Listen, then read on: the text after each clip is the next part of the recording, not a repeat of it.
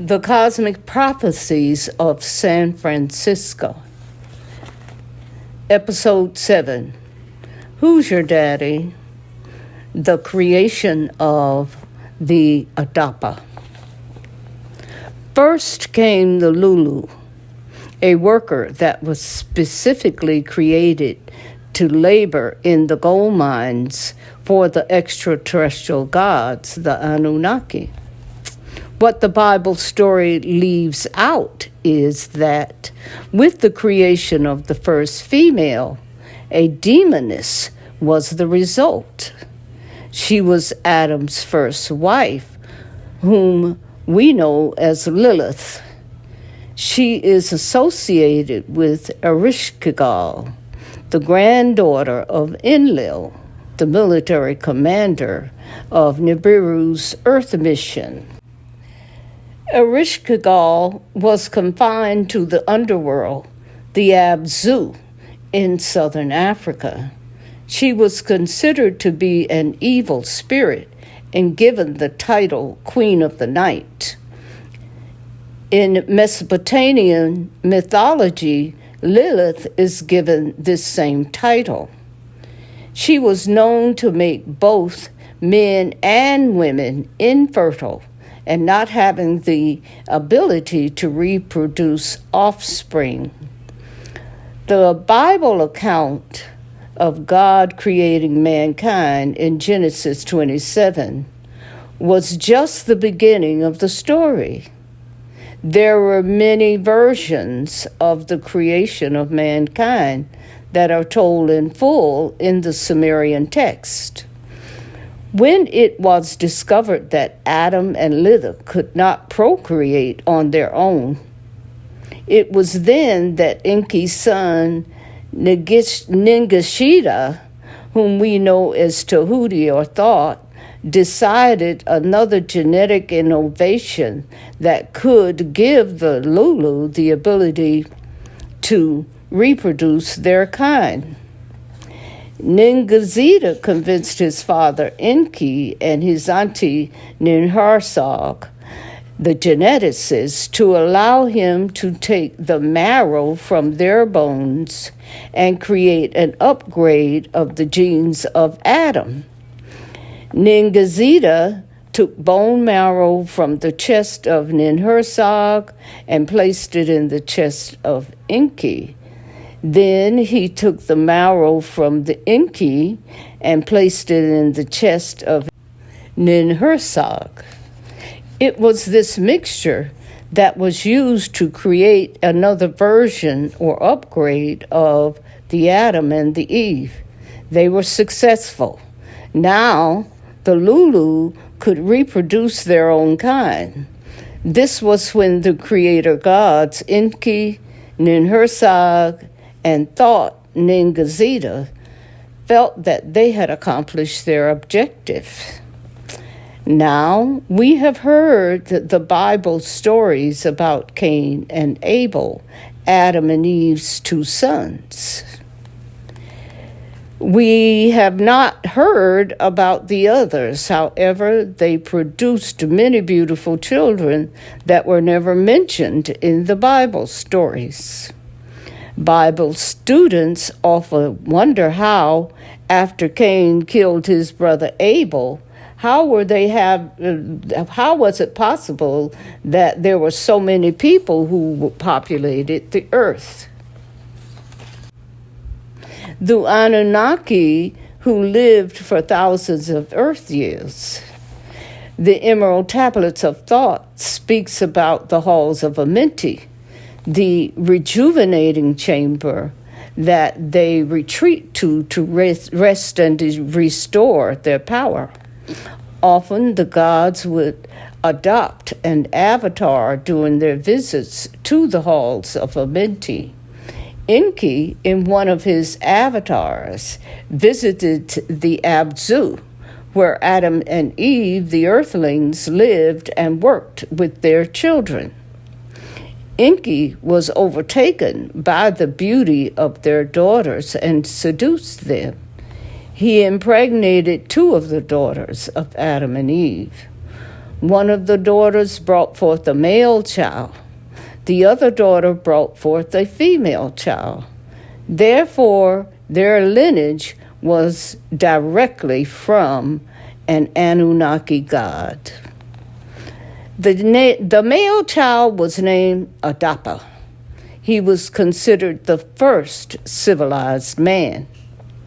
Enki took his 2 children to his wife, Ninki, also known as Damkina, so that the children could grow up in the palace and to be educated as their own children. Enki told Damkina that he found the children floating in a basket in the bulrushes near the river. Damkina took the children into her home and embraced them as her own. This is a similar Bible story like where Moses, a Hebrew, was found floating in a basket and adopted by the Pharaoh's daughter and raised in the palace.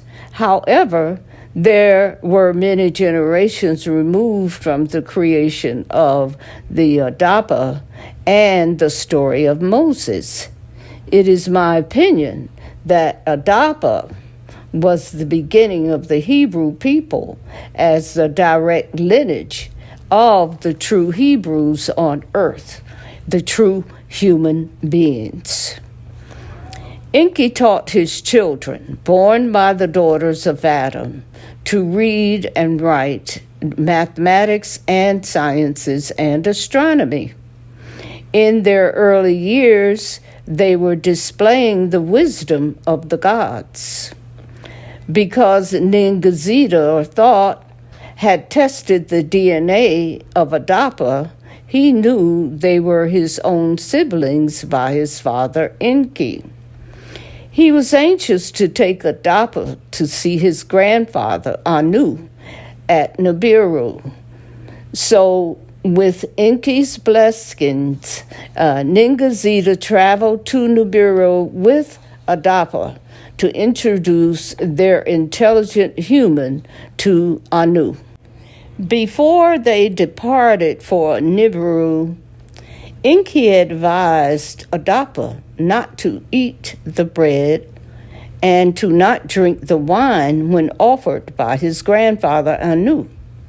Anu was suspicious of his grandson's refusal to eat or drink. Ningazida gave King Anu a letter from Enki.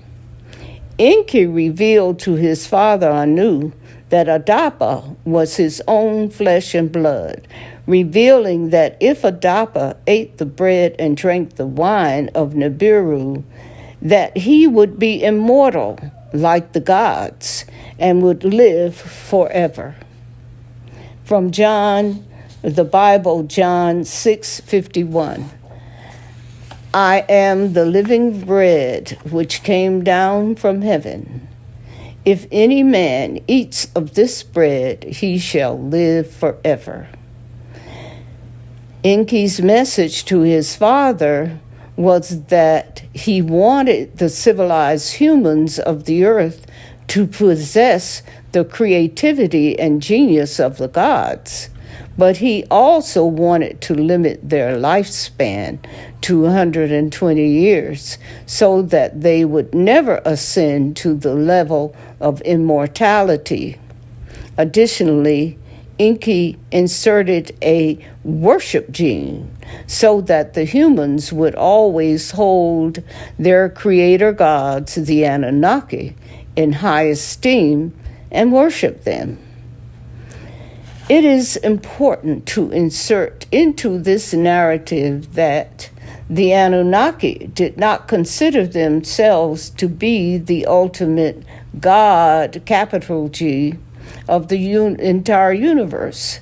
They considered themselves the lords over the earth and the lords of the genetically modified earthlings. This can explain the difference in the Bible that speaks about God with a capital G and the Lord God with the lowercase g. Now that we have established that the direct descendant of the Lord God Enki was the authentic Hebrew of the Bible, we can move forward to show how real Hebrews living on earth today have a direct link to the ancient Hebrews of the Bible. Let us add some additional evidence brought forth by modern science to show the genius of a select and chosen people on earth today. False science and false scientific theories were created in the past 150 years. They were based on Eurocentric parameters engineered by eugenicists and questionable statistics conjured up by the likes of Charles Darwin, Francis Galton, and Carolus Linnaeus. Certain scientific facts have been uncovered over the past 25 years that have debunked the basis of these theories of racial inferiority of the so-called Negro race and the superiority of the Caucasian race.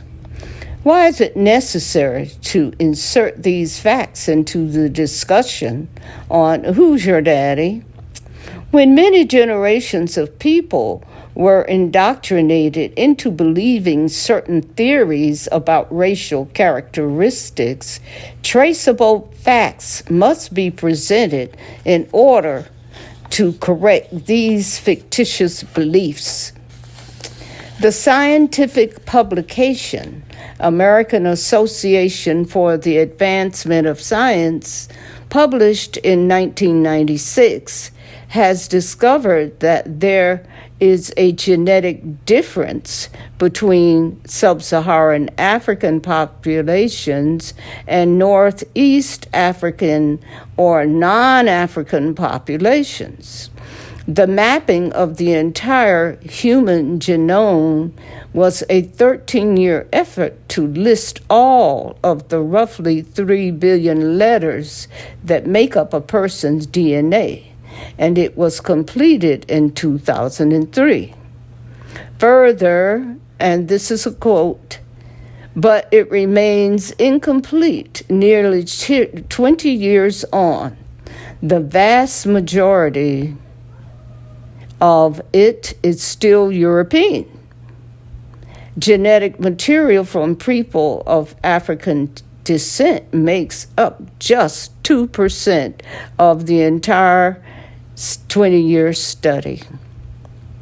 What is discovered is that African genomes are not only humanity's oldest, but our most diverse, and that diversity holds within an almost unfathomable potential, especially relating to the possibility of genius. Why have geneticists ignored most of the world, except for Europe, and have examined only 2% of the African genome? The so-called African American was not included in the study. Their reason for excluding African Aboriginals is because the scientists already know what they will find. Perhaps they are still trying to find out who they are, the Europeans, and where they come from. So far, the study has revealed that orangutans have 3 DNA series, gorillas have 4 DNA series, chimpanzees have 5 DNA series, Europeans and Asians have 6 DNA series, and Africans have 9 DNA series. Africans are also considered the only completely human species on Earth. We know that in ancient times, before the great calamity, the sinking of Atlantis, and the splitting of Pangaea, the land masses were together and the people were of one race. The land masses of West Africa and America fit together, and according to the geological assessment of Georgia, it is the same landmass or geological plate as Senegal. Therefore, when the land split, the people were scattered on both sides of what is now called the Atlantic Ocean. Based on these facts, we can surmise that, as far as modern science can prove, the oldest people on Earth are what they call Africans. Everybody with heavily melanated skin is considered African. Although recent studies have shown that many temples and pyramids in North and South America are more ancient than the pyramids of Egypt and the ruins of the Middle East, academia is still sticking to the story of origins of civilization in Africa. According to the Sumerian texts, Enki's son Ningazida, or Thought, and his brother Marduk had disagreements.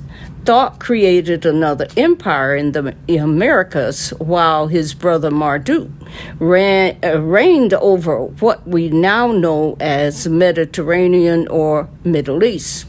We know that Thought presided over the temples of the Americas.